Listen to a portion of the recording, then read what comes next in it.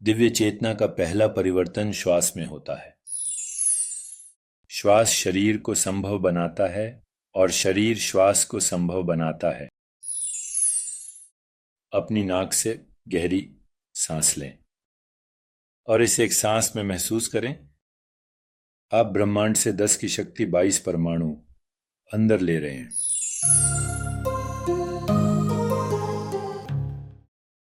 तो आज का शिव सूत्र वो नैसर्गिक प्राण संबंध। नैसर्गिक प्राण संबंध, यह श्वास लेने और छोड़ने का संबंध सच्चा स्वभाव है उन्नत योगी का। बहुत बहुत ही दिलचस्प सूत्र। तो पहले मैं समझाता हूं कि लक्ष्मण जी क्या कह रहे थे और फिर हम थोड़ा आगे बढ़ेंगे शायद। दिव्य चेतना की शाश्वत अवस्था से लौटने पर श्वास लेने और छोड़ने का संबंध स्वाभाविक रूप से होता है। यह योगी का स्वभाव है कि वह श्वास की गति के साथ यात्रा करता है। तो जैसे ही योगी ईश्वर चेतना या दिव्य चेतना की अवस्था से उतरता है, योगी श्वास लेने और छोड़ने की यात्रा शुरू करता है। यह पहले ही कालटा द्वारा कहा गया है, नित मंचू ग्रंथ में, राख संवित प्राणे परिणता। दिव्य चेतना का पहला परिवर्तन श्वास में होता है। इसलिए जब तक योगी श्वास लेता रहता है, उसका शरीर भी अस्तित्व में रहना चाहिए ताकि श्वास लेना संभव हो सके। तो श्वास शरीर को संभव बनाता है और शरीर श्वास को संभव बनाता है, और इस प्रकार योगी इस पंच तत्वों के शरीर को बनाए रखता है। शब्द नैसर्गिक, यह योगी की प्रकृति है। यह बताता है कि योगी का श्वास के साथ संबंध पूर्ण स्वतंत्रता की सूक्ष्म ऊर्जा की प्रकृति के कारण होता है। स्वतंत्रया शक्ति, क्योंकि जब भी चेतना की परम देवी इस भिन्न प्रकृति को बनाने का इरादा करती है, तो वह पहले अपने अस्तित्व में सीमितता का निर्माण करती है। पहली श्वास की अवस्था में प्रवेश करके सांस रहित सांस, जिसे प्राण प्राण प्राण कहा जाता है, प्राण प्राण श्वास रहित श्वास, जब यह प्राण विद्यमान होता है, यह शरीर निर्जीव नहीं होता। और भले ही शरीर अंदर और बाहर श्वास न ले, यह कठोर नहीं है, यह जीवित है। अपने हाथ को एक उदाहरण के रूप में लें। यह अंदर और बाहर श्वास नहीं ले रहा है, फिर भी यह कठोर नहीं है। तो जीवन की श्वास है, और वास्तव में आपके सभी पूर्वजों की आनुवंशिक स्मृति आपके हाथ की हर हरकत में। तो आपके हाथ में भी जीवन की श्वास है। जब एक महिला गर्भ में एक बच्चे को धारण करती है, तो वह बच्चा प्रारंभ में प्राण श्वास रहित श्वास के साथ उत्पन्न होता है। उस बच्चे में कोई श्वास नहीं होती, केवल जीवन होता है। यह श्वास रहित श्वास ही जीवन की श्वास है। यह दिव्य संबंध है के बीच दिव्य चेतना और सभी जीवन, सभी जीवन। तो यह श्वास रहित श्वास ही जीवन की श्वास है।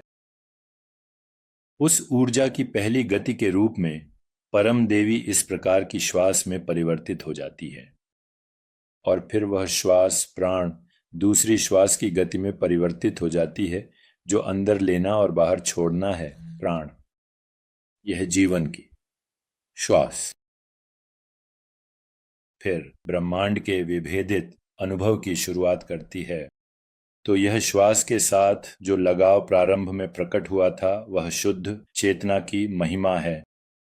वह परम और सूक्ष्म ऊर्जा सर्वव्यापी है, बिना किसी अशुद्धियों के सदैव आनंदमय शिव या शुद्ध चेतना की पूरी ऊर्जा श्रेणी का निर्माण करती है और परम आनंद से भरी हुई है।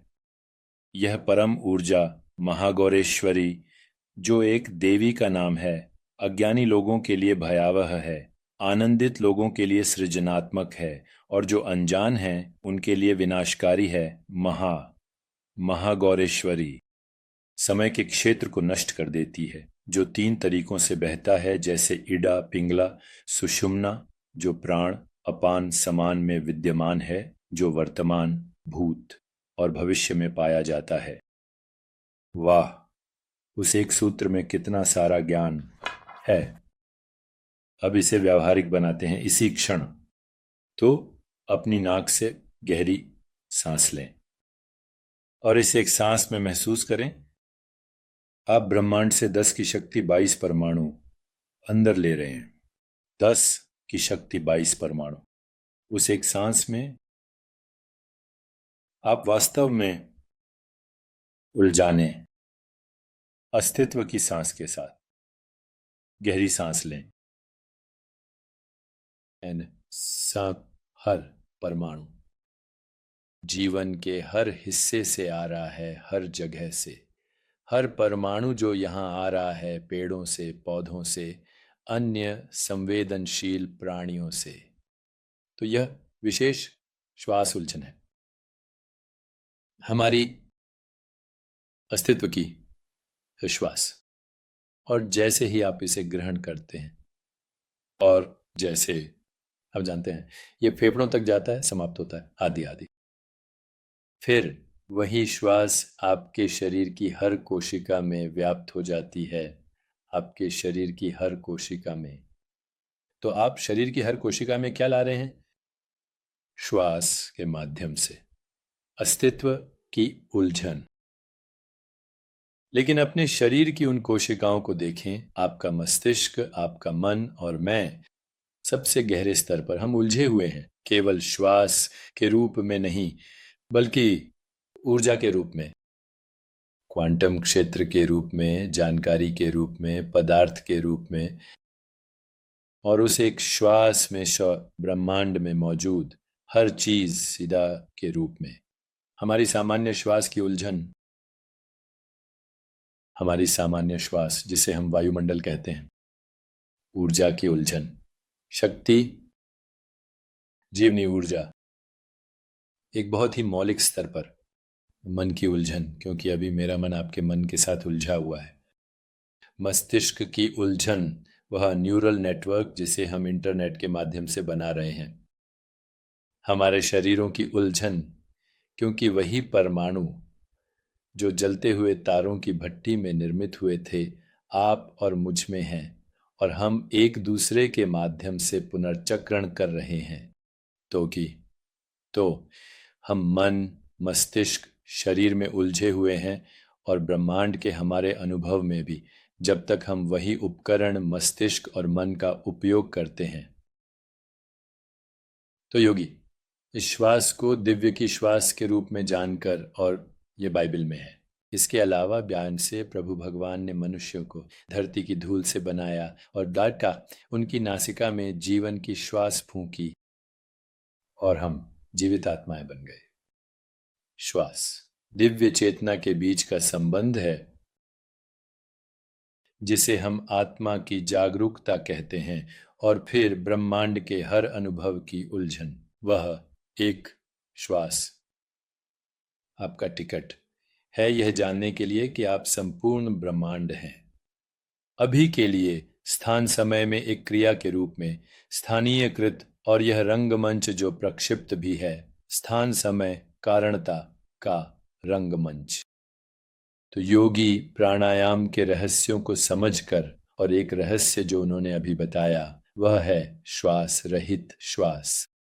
तो आप प्राणायाम कर सकते हैं जहां आप अपनी श्वास को लंबा करते हैं, जहां आप अपनी श्वास को रोकते हैं, कुंभक, फिर आप अपनी श्वास को अंदर लेते हैं, और फिर आप अपनी श्वास को फिर से लंबा करते हैं। कुछ तकनीकें हैं और मैं उन्हें आपके साथ साझा करूंगा, जहां आप अपनी मस्तिष्क तरंगों को 4 से कम कर सकते हैं, लगभग 2 चक्र प्रति सेकंड, जो गहरी नींद की स्थिति के समान है, लेकिन आप पूरी तरह से जागरूक होते हैं।